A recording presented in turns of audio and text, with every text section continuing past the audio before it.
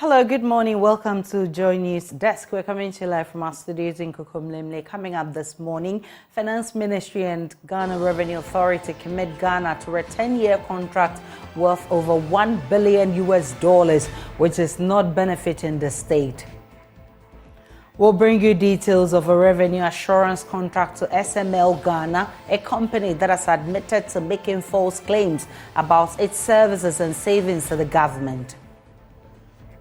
Also this morning, and contrary to seeming apathy expressed by some electorates in Kumasi and Accra towards the district-level elections, some voters in parts of the Uti region say they are anxiously waiting tomorrow's polls to cast their votes, largely in endorsement of the work done by the assembly members. We'll hear from them and also take you live to the Electoral Commission for a media briefing ahead of the elections tomorrow.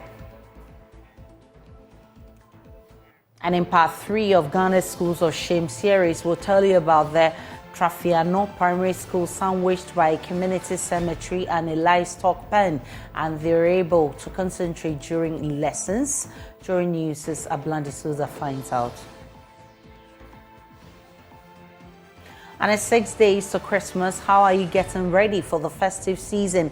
Well, here at the Multimedia Group, we've taken the lead as Joy 99.7 FM treats its audiences to Festival of 9 Lessons and Carols. We'll bring you a wrap of the event held over the weekend.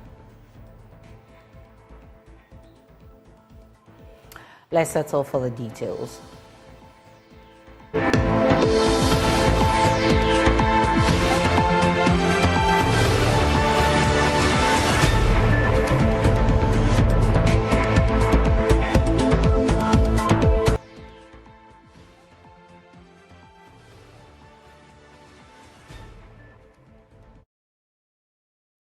My name is Aisha Ibrahim. Thanks for choosing us. A year-long investigation by the Fourth Estate has revealed that the Finance Ministry and the Ghana Revenue Authority have committed Ghana to a 10-year contract that would cost the country over $1 billion. The revenue assurance contract was first awarded to Strategic Mobilization Ghana Limited in 2020. The company claimed, among others, that it has saved Ghana over 3 billion cedis due to its operations.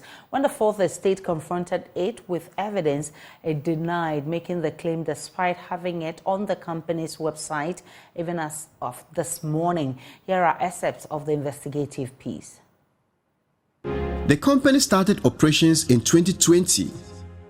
From the revenue figures we obtained from the GRA, the difference in the total revenue from the downstream petroleum sector between 2019 and 2020 is 800 million cedis. If all the increment was attributed to the work of the company, it will still fall short of the 1 billion cedis it claimed to have saved. In February 2023, SML Ghana Limited again claimed that it had saved 3 billion cedis due to its operations. The company has admitted the services it listed on its website as curtailing irregularities in the sector did not exist and deleted them from the website. Even if SML was carrying out those services and all the incremental revenue within the period of its operations was credited to the company's efforts, the amount would be 2.4 billion cedis and not 3 billion cedis as it claimed to have saved. When we put these figures to the managing director, he made a shocking admission. That's that 3 billion I'm not. That's why I told you from the beginning. I said I don't know about this 3 billion. We cannot say your intervention saved 3 billion. No, I said 3 billion. I'm not. I've told you that I'm not aware, because when we were told about the publication, we even called the. As we speak this morning, it's still on your website. Yeah, that's what I'm saying. In fact, to be honest, I don't even know website matter. Despite evidence that SML Ghana lied about the services it renders to the state and the amount of money it claimed to have saved, the Finance Minister, Ken Oforiatta, this year decided that the company's contract should be expanded to cover the gold mining sector and the upstream petroleum production sector in Ghana. Potentially, and I use potentially advisedly, we consider it duplicitous.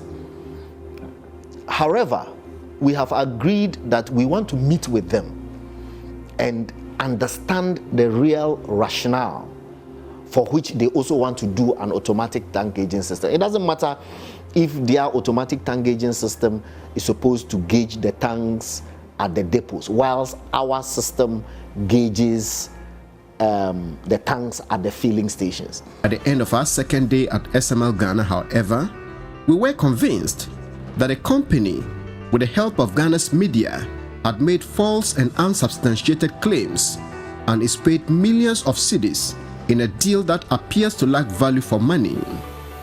A few hours after our meeting, some of the claims began to disappear from the company's website. We were shocked at one point when government said they were bringing in SML to actually sit at the depot where the product is lifted. And in fact, that is where there isn't much problem. Because when the product is lifted, MPA is able to see, how much product has been lifted through their tank gauging systems and also the metering systems at the depots. So that was never the problem. The problem really was, how do you track it to where the tax is actually collected or is supposed to be collected for you to be able to make the money. So from day one, the importance of SML was questioned by all the industry players. You can talk to all the players in the sector and they will tell you that where SML is positioned, they cannot be doing revenue assurance for the state. SML Ghana, like other private sector service providers, was engaged to curtail huge losses in the downstream petroleum sector. Some oil marketing companies, OMCs, which lifted petroleum products from the nation's depots, sold the products and refused to pay hundreds of millions of cedis of the tax, levies, and margins components on the petroleum products. NASA Zoria Wene is with the Fourth Estate and has been telling us more on this investigative piece. Information on the website.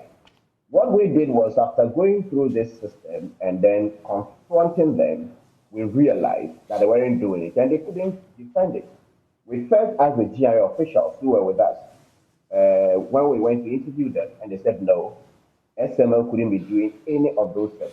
And when we went to SML, they actually admitted. And that isn't the only so-called falsehood they published and could not stand back when we confronted them with evidence. They also claimed that they have saved 3 billion Ghana cedis from their operation. Right.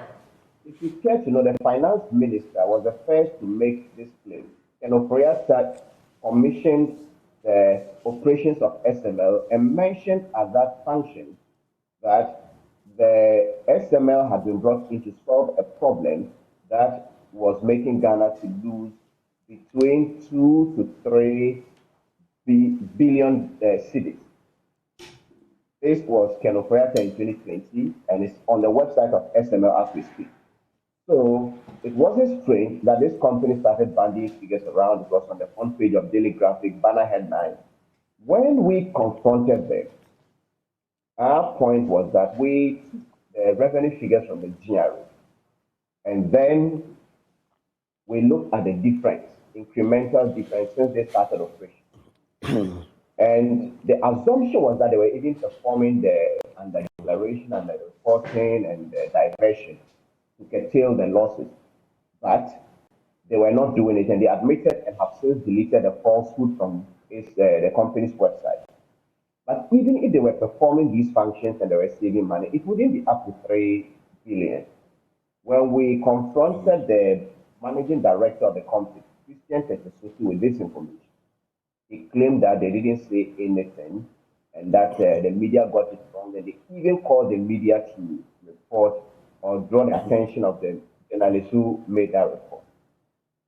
But as of yesterday, that information of saving 3 billion was still on the website of the company. And then the morning we were having it was on the company's website. So I asked him, if the media reports something about you that is wrong, why do you have it on your own website? And you heard his response in the video that, as for me, I don't know of any website, man. So all of this go to show that there were systems in place, and they claim to be measuring volumes. The minority in parliament are alleging a grand scheme by some government officials to benefit unduly from the importation of new ambulances. According to ranking member on the Health Committee, Kwabena Kakando, despite the lack of servicing on the current ambulance fleet, government went ahead to import 26 new ambulances, out of which only 10 were delivered. The Joaboso MP says government is still seeking to import another set of 112 ambulances. 307 ambulances that were imported into this country, the Speaker, in 2020, about 79 has completely been broken down. They are not operation. They are not in operation. And 12 have been involved in accident. So in all, about 91 of the ambulances are not in operation. Mr. Speaker, if we continue this way, I can assure you that in the next 1 to 2 years, we're not going to have a single ambulance in the fleet. Mr. Speaker, interestingly, once the National Ambulance Service is complaining of funds to even maintain the already existing ambulances, we have ordered about 26 new ambulances again. And out of these 26 ambulances that were supposed to be delivered in 2022 January, only 10 has been delivered as of now, and the rest are sitting in Dubai, Mr. Speaker. Mr. Speaker, again, when we don't have a sustainable source of even maintaining the already existing fleets, we are thinking about importing another 112 new ambulances. Mr. Speaker, if somebody is not thinking about, kickback, what is it that we cannot get money to maintain the fleet we have, but we are still buying more? We are behaving like somebody who is fetching water into a cane basket. Kwabena Kakando also criticized the National Vaccine Institute for planning to use a major chunk of 78 million cedis budgeted for them to organize seminars and conferences. National Vaccine Institute. Mr. Speaker, the National Vaccine Institute has been established. And if I may read, the committee recognized that the institute will begin full operations in 2024, which will involve the recruitment of personnel with a total budget of 78.8 million Ghana cedis. Mr. Speaker, let's take note that it is not the Vaccine Institute that is going to produce the vaccine or going to manufacture the vaccines. They are only going to perform supervisory role. They are not directly going to produce the vaccines. And Mr. Speaker, we have allocated as much as 78 million Ghana cedis to this small institute. And listen to what they are going to use the 78 million Ghana cedis for. Mr. Speaker, if you refer to their own document they presented to the committee, Mr. Speaker, they are going to use, out of the 78 million Ghana cedis, they are going to use 2.5 million Ghana cedis for international seminars and conferences. 2.5. I hope Mr. Speaker is listening. 2.5 for international seminars and conferences, Mr. Speaker. Mr. Speaker, that is not enough. They are going to use about 3.4 million Ghana cedis for local seminars and conferences, the one they are hosting. So, Mr. Speaker, together, they are using more than 5 million Ghana cedis in another economy for seminars and conferences. For seminars and conferences. In Parliament, because Speaker Alban Bagbin says the International Monetary Fund has never supported any country to develop. He explains it is unfortunate for a country blessed with natural resources to go begging to the IMF over 17 times seeking financial assistance. He is therefore advocating for the formulation of a national development plan with supporting legislation which will compel successive governments to stick to it. Mr. Bagman was speaking at a public forum in Ho to commemorate Ghana's 3 decades of parliamentary democracy. On the way back, some Davzi and his group who were singing, "We are going, heavens know where we are going. We know we will." You don't know where you are going. Only the heavens know where you are going. But you are sure you will. If you don't know where you are going, any route will get you there. And I think it's time for us to redefine the route. Get a national development plan and vision where we all buy into it. Get everybody once again on board, like the 1992 Constitution did. And then we'll be moving in one direction. Not for NDC to win. Change the direction. For MPP to win and change the direction. And we leave a lot of uncompleted projects, wasting a lot of national resources, and going to beg the IMF to salvage us when we know that the IMF have never supported any society to develop. No society in the world has developed through the assistance of the IMF. So we've been there 17 times and we are worse off. Yes, we are there again. Cap in hand begging for salvation. So please, I'm saying all this because I don't want you to lose interest in our chosen course. It's the right decision to go the democratic way. But we need to look at some issues that are debilitating. Well, the Speaker has meanwhile said that chiefs who have already assumed leadership positions must be allowed to take part in active politics. He explains that sidelining the chieftaincy institution and preventing them from taking their rightful positions to contribute effectively to governance is a factor in the country's numerous challenges. He therefore calls for an amendment of the Chieftaincy Act to reposition the chieftaincy institution as an integral part of governance. Chieftaincy is a very, very key institution in this country. It's one of the foundation stones of our country, Ghana. And one of the reasons why we are having challenges is because we have failed to pay the necessary attention to chieftaincy.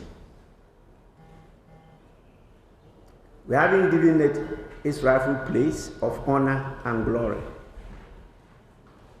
And I've spoken many times that it's high time we look at it. I completely disagree with the framers of the Constitution when they say that chiefs cannot play active politics. The Supreme Court has given us an explanation on that, what they meant by active politics. But the franchise, your right to vote, is made out of two ingredients. The right to vote for somebody and the right also to be voted for by some people. That's the franchise. So how can you give them half of it? The chiefs can vote for people, but no, nobody can vote for them. That definitely is wrongful and unlawful.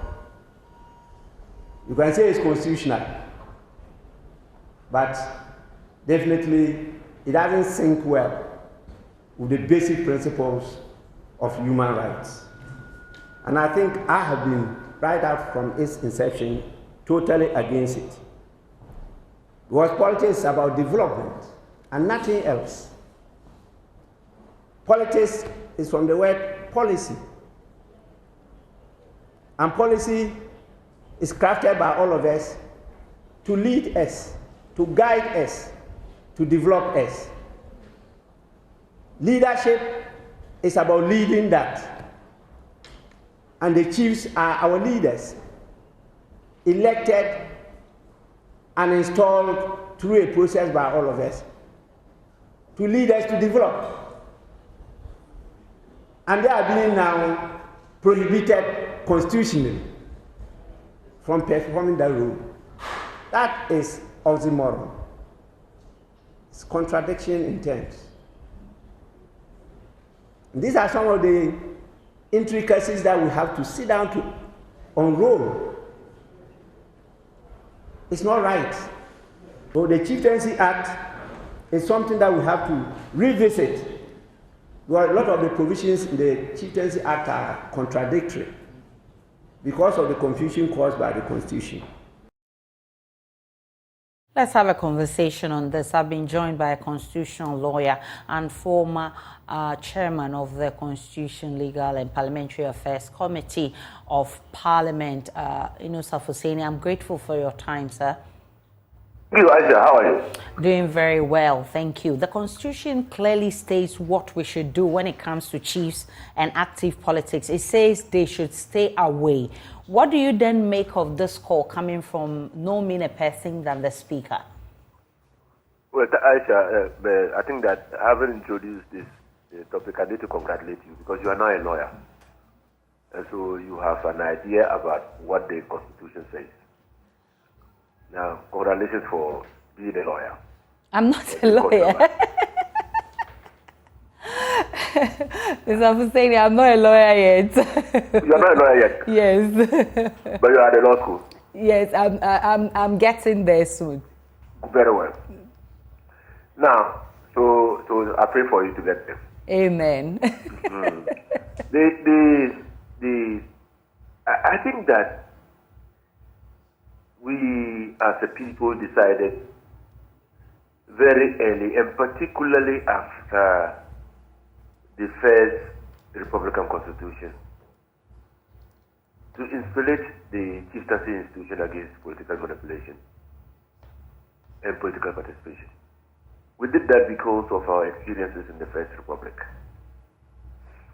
And so, for the Speaker to go back in time and try to resurrect what we have dealt with, what was buried, is something that is quite worrying.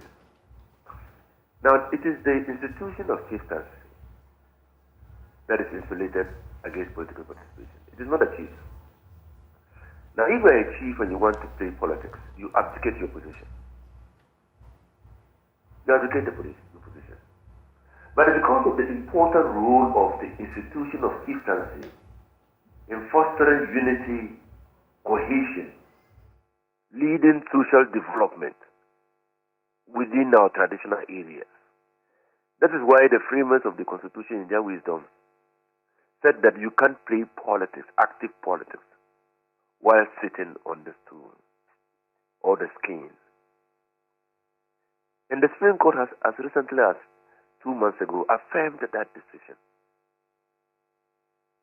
that a chief cannot actively participate in politics. And they've gone a step further to define activeness of a chief that is prohibited by the Constitution in terms of playing or taking part in politics.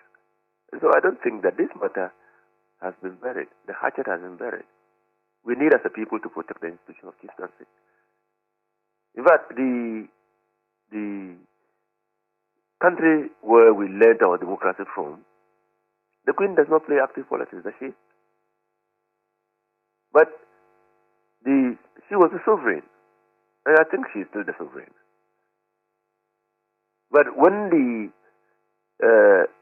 the people decided, the people of Britain through a revolution, decided that the chief should be the institution of chieftaincy and the monarch should be insulated against political participation.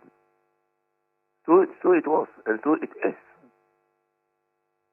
That no, he doesn't play active politics because of the critical role the occupant of that institution plays in national unity and cohesion.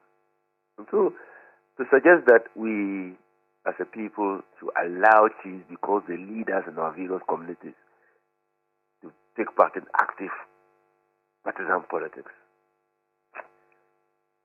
is to, would be infringing the constitutional provision which says that we shouldn't bring dishonor to the chieftaincy institution. Yes, so he's calling for an amendment. He's calling for an amendment to the Constitution. Another thing that we should amend the Constitution. I think the chief should have been calling for it, not the Speaker of Parliament. And I've not heard any chief say that, well, because I'm chief, I want to play active party politics, and then the Constitution limits me from doing that, and that is an infringement on my right to be a chief and still be an active participant in politics. I don't think the chiefs have said that.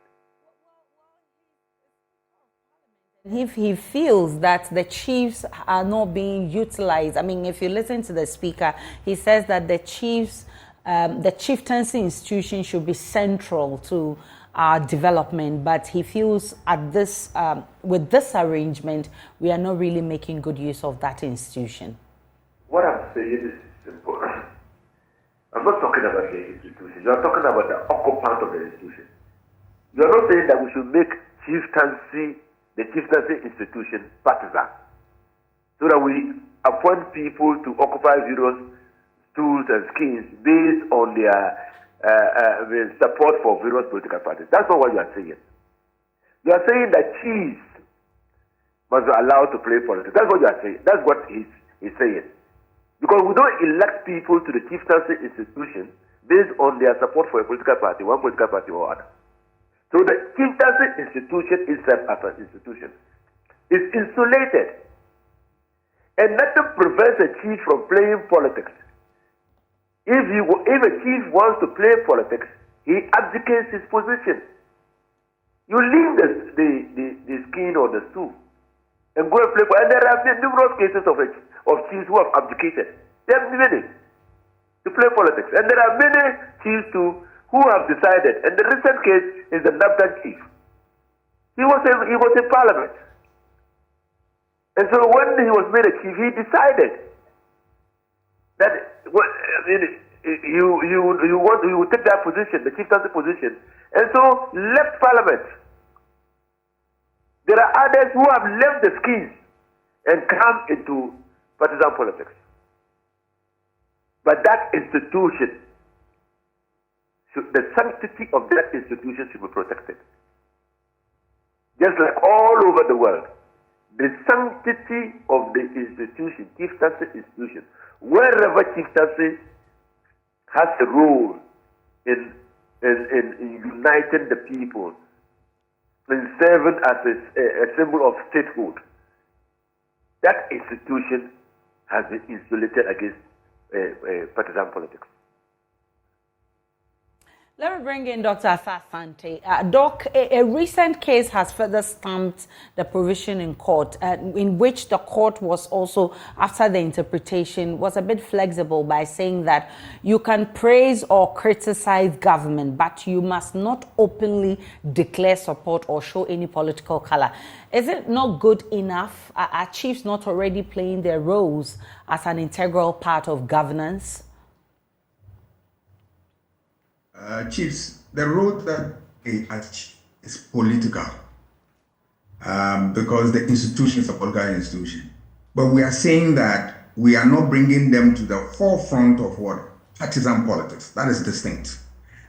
So the issue of bringing the chief back to partisan politics, for me, I disagree. And I disagree totally. In the sense that the chiefs are the pivot around which the chieftaincy institution revolves.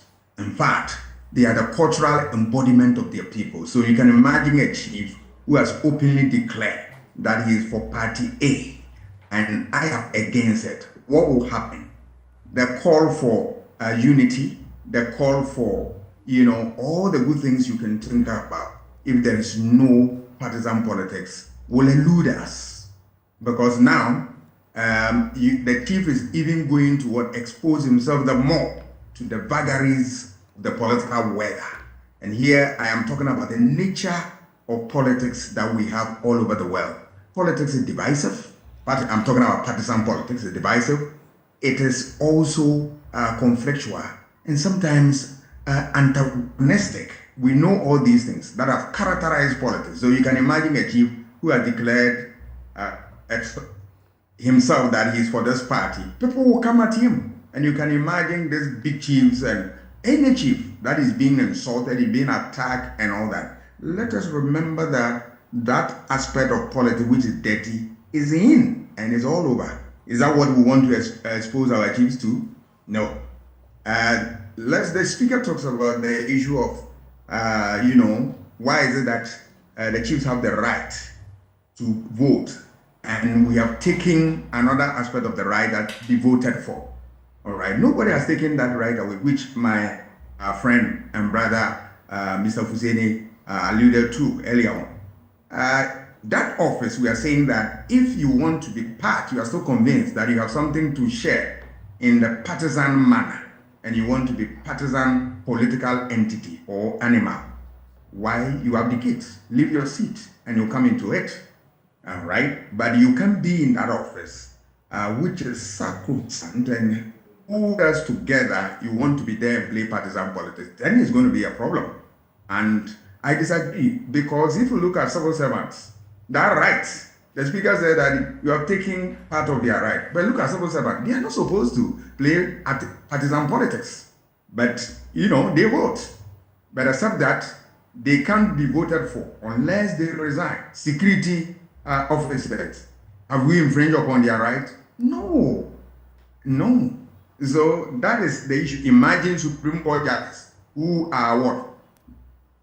Canvassing for a political office and all that. Every work has its own dictates. So we are saying that if you are a chief occupying that institution, we don't buy you from partisan politics, you as an individual. It's the institution that we don't want to drag the institution into the political arena, which we know is characterized by so many things which we don't want our institution to have. So you can advocate, then be that clean person in politics, come and contest. The Supreme Court gave us a clear ruling that you can what? You cannot endow anybody, but you can support policies and programs and all that. That one is a normal thing everybody can do. So he said, then you can do that. But if you really want to endorse somebody, then there's a problem. So I believe that let us take the Supreme Court ruling and work with it. Obviously, maybe one day we'll come face to face with a certain problem, but we will still go back for corrections. Do you foresee that there would one day be a problem that needs to address this particular provision in the Constitution? I'm not a lawyer, but when I saw the ruling, very good ruling, but I see that in no time, we are likely to run to the Supreme Court for another consideration of an issue. Take issue of said, don't declare open support or endorse anybody. Imagine in politics, in political communication, we have what we call verbal communication and non-verbal. A leader can come to me and I make a gesture of supporting that candidate, a gesture. It's non-verbal, I've not spoken it. Is it to be considered at what? Supporting a candidate or not? Right? So the non-verbal aspect will also come up one day, and it can also be a reason for interpretation. But the good news is that is why the Supreme Court is there. That any time we have a problem, we can run to them, they look at it, they say, well, you are making sense or you are not making sense. Then they direct it. But for now, I believe that, yes, we will work with it. If we have problems, we'll go back. The non-verbal one is what comes to mind right now. Because you can come to me in my palace. Remember when the politicians go to constituencies, they visit the chiefs and the chief can, without authoring a word, can show a certain non-verbal communication gesture supporting that candidate, and people can read so many meanings into it. And if people realize that that is the way that they can hide there and support political parties, then it becomes, the strategy for everybody. Remember that in politics, there is always the opportunity for people to take advantage of the system and work against it. There is always. So we as a society, we have to look sharp and deal with some of these things. Well, let's see how this goes, especially as we enter into an election year. Dr. Kwame Asante, I'm grateful for your time. He's a political science lecturer at the University of Ghana. Inusa Fuseni, I'm grateful for your time. He's former chairman of the Constitution, Legal and Parliamentary Affairs, and he's also a constitutional lawyer. Thank you so much, gentlemen, for your time. Let's move on to other stories. The district level election kicks off tomorrow, Tuesday, December 19. Residents in parts of the Oti region say they will go out and vote for their preferred candidates for a good job done over the past 4 years. Correspondent Peter Senu has been engaging some voters in KJB district in the Oti region. My name is Ibrahim Tamimu from Zongo electoral area. Yeah, actually, on that D-Day, that is Tuesday, which is going to be the assembly election day, I am going out with my old boy, that is my grandfather, to go out and vote massively for a change in my community. I may say they've done their best by erecting or renovating that slaughterhouse around my area. Yeah, initially the surrounding was not good at all, and actually I have seen a change. Based on that, I will go out to vote. But my main challenge with them is it has been started and it needs to be finished. Yeah, so we'll continue with that one. Let's speak to Auntie. What's your friend saying? Anafo Stella. Anafo Stella. Election I have course no Brana ubekwa kotwala. Mbekwa kotopa. Ani ntina mbekwa kotwala. Me pese ye ntu ado abano. Omo ye adwuma, ye pese omo ye adwuma amaya. Assembly members no. Enso omo ye enso ye pese ye ko vote ma mo na omo ye adwuma na amaya na anye. Na dem poti pa na wetimi de hunsa ase so wo mpotem say assembly members na ya ma. Assembly man wa ye adwuma. Wata fra na mo ye amukoye communal labor asafo juma no nte ya pese o ye juma nte ya pese ya nsan ko vote ma no na mo ye juma maya yo bedasi yeko anti bacha wo so e France e fe me Dauda Adiza cho banada ubokwa ko vote am pecho bekwa ko vote bacha wa de ade nte amekwa ko vote ni say assembly members no mo boaye. Because me area mo na assembly member na me wono otimi boaye pa because communal labor no ye but onya ni send there ya obo nkrofo omo the share tankers for some tankers for no brema ebe ma obia sorry atima ye djuma no tentem they say me say dana amonya ye omo ka say ye sorry say tankers for ba no amachi na ma sorry say me fie ni nyina ampa say anche bia na obe omo nyina be pie omo hu say o ma ye djuma but omo friend communal labor hu say obi abeda obeso me dem nko bebia omo mbe ye me bibia enti assembly member no aye djuma o ye area mu pa enti me born abaso e na otimi jai ni da kro no ochi obi a fichirechi e hwe because akrofo no mo high o ye area mu otimi ko boaye pa onam ho no hye ni black no ajai ni rofi onenam ha o hwe obi a fichirechi say e bia no ma akrofo bia embe high and enya assembly djuma so ya sade ni nyina nti ye da na ase enu nti na me ba be pie mbeka che me nkrofo ni nyina pie akoto abama no. Madam, what's your name? Let's speak to you. I'm Ibrahim Rashida from KJB Zongo electoral area. That's right. Tuesday, are you interested in the assembly elections, and then maybe why? Please, yes, because I'll be going there to vote for the assemblymen or women just because of what they did for me. Especially, I'm a tea and jollof seller. Before I'll start, I requested a loan from them, and they said them themselves they don't give loan, but they'll help me where to get the loan and start the business. And truly too, they helped me and I got the loan and I started my business. So I appreciated that. And I know this year when I vote for them, they'll do more than that for me. Let's take you live to the Electoral Commission for a media briefing on tomorrow's polls. We'll take you live to the Electoral Commission when the process starts. Let's take a break. When we return, we'll bring you business.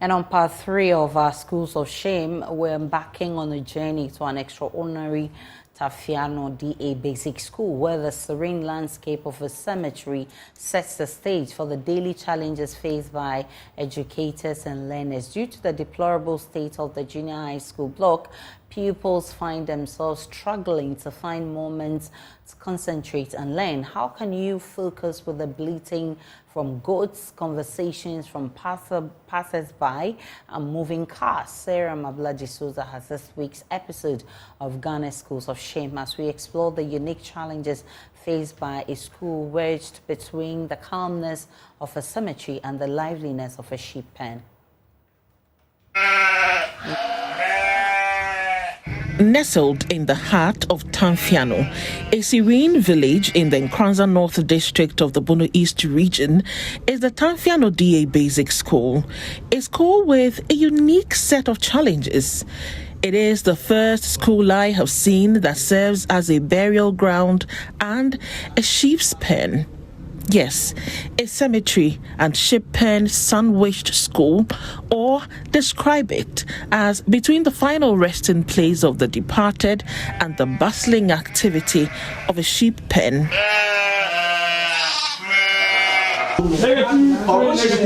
Teachers here are forced to compete with each other's voice as well as the rhythmic grazing of sheep, creating a sound that contests with the disharmony of honking cars and the persistent grinding of motorcycles passing by. Their pupils also struggle to focus in class due to the same factors, serving as a constant distraction to the pursuit of knowledge within the school. Say your school muhai enye ade papa say ye betina masua ade enti ye sua ade kra na ye ho tete. We feel uncomfortable when learning. The bleating from goats, conversations from passers-by, and moving cars distract our lessons. We can barely hear our teachers when they teach. Class from so musiadia. Omutimi yedede ema wa teacher nature adian. Won't obetie de omo kan mum untie haidia. Na face so cars nem ponchi amu yedede ni na so na wo hwe ho no the teacher ne be kan untie. The best lab and so obeboye na babe school na maye. We are pleading with authorities to build the school a new structure for us. There are no classrooms, no furniture, and no teaching and learning materials. I need your more teacher and question. Said, say, need chop who grandpa at the battery, same conya, say, I didn't conya free, fear by any no monkey to him say, Uben who be by no sooner conya, will be on your conya no at nafum. The best lab and so bad boy and Amayanya school. Come at him. Say yes, yeah, dear Crana, one, it's been Nama, a been to me rare class at Cranede, ye Pamomo. The animals sometimes enter our classrooms while we are learning, and we would have to stop and drive them away.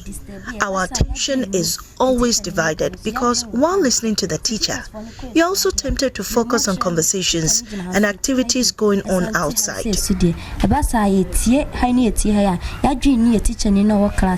Somebody should come out.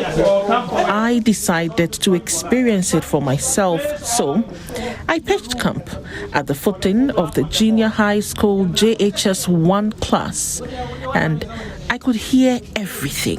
Here, the JHS1 pupils are learning science. The JHS2 pupils are having their mathematics class. And the JHS3 have social studies. But as I sit here in JHS1, I can hear everything that is happening in the second and third classrooms. So this is the challenge here at the Tanfiano DA Basic School. Now, the history. Until 2016, the school lacked a JHS wing. Pupils aspiring to continue their education beyond the primary level had to embark on a journey spanning approximately 4 miles to Bodom or Kokuma. The construction of the JHS wing, achieved through communal labor, marked a milestone in the school's development. However, for 7 long years, the community has hung on to the hope that authorities would transform their makeshift pavilion into a complete classroom block, providing a conducive environment for teaching and learning. Unfortunately, this dream remains unfulfilled, and the school continues to grapple with the shortage of teachers, inadequate accommodation, and harsh conditions. Community nusu abono homodin nas school down or is you to from a blue no structure amenu di age now. The community has tried its best in building the school.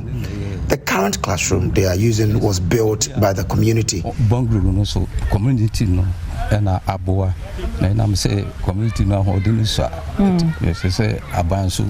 So we will urge the government to help develop the school and also post more teachers to the community.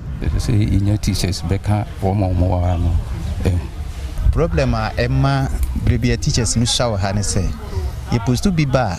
The reason why teachers refuse to be posted here is because of the accommodation issues. The community bungalow is just 3 rooms, woefully inadequate for more than 3 teachers. Also, there are no rooms for rent.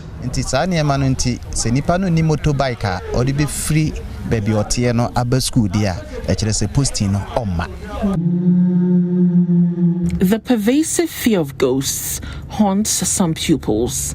This fear, perhaps symbolic of the uncertainty surrounding the future of Tanfiano DA Basic School, adds another layer of complexity to the challenges faced by both educators and pupils. We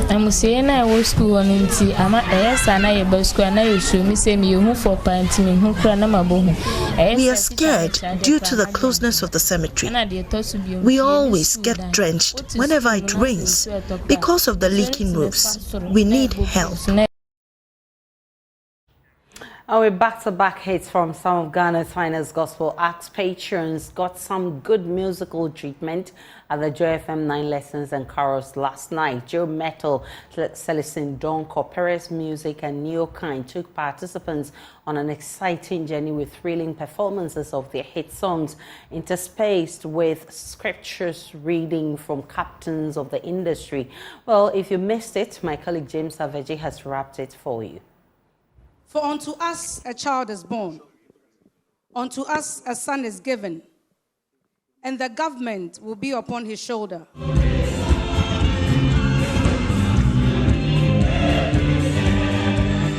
For the umpteenth time, the Joy brands, led by your superstation Joy 99.7 FM, brought staff, corporate Ghana, and its discerning audience together to mark Christmas at the Labadi Beach Hotel with a festival of 9 lessons and carols.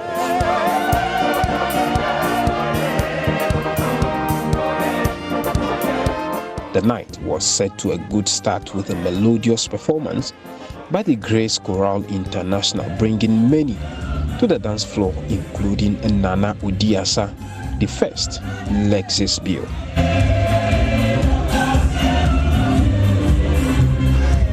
Media personality Nanaba Namwa kickstarted the lessons with the first scripture.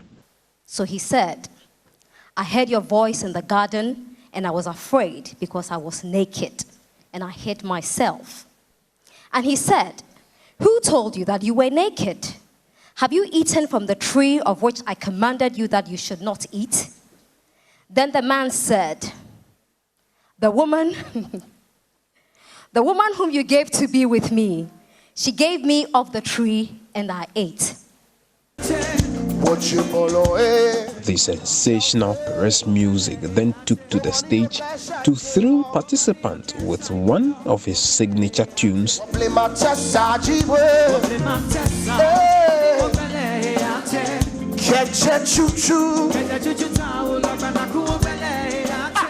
His performance was followed by other lessons from corporate personalities, including winner of the Joy FM Most Loyal Listener, Sarah Agbe.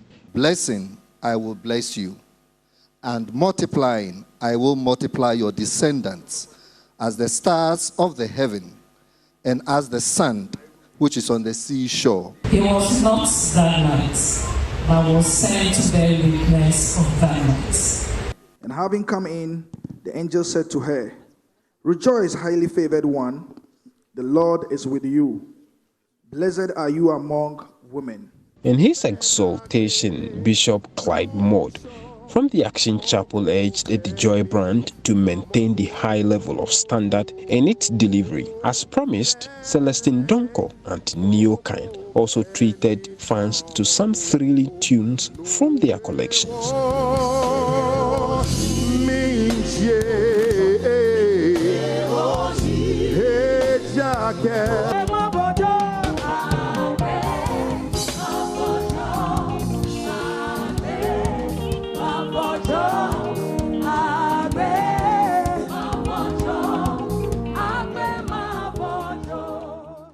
But there was no show without Joe Metal. Life around, hey, Jehovah turned my life around. Everybody say,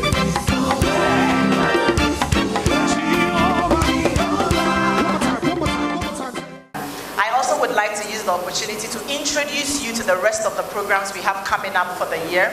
So tomorrow on radio from 7 p.m. we are bringing you the Health and Wellness Series, the festive edition, so would like you to make time for it.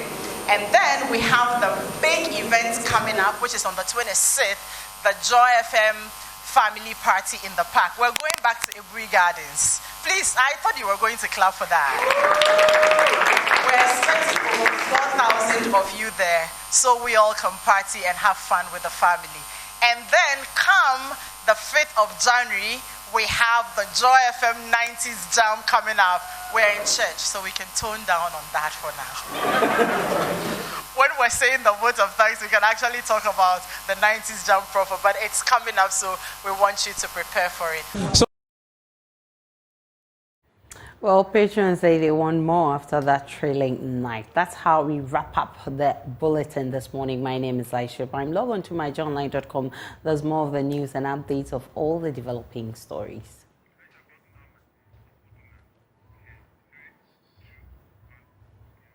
See you again at 12.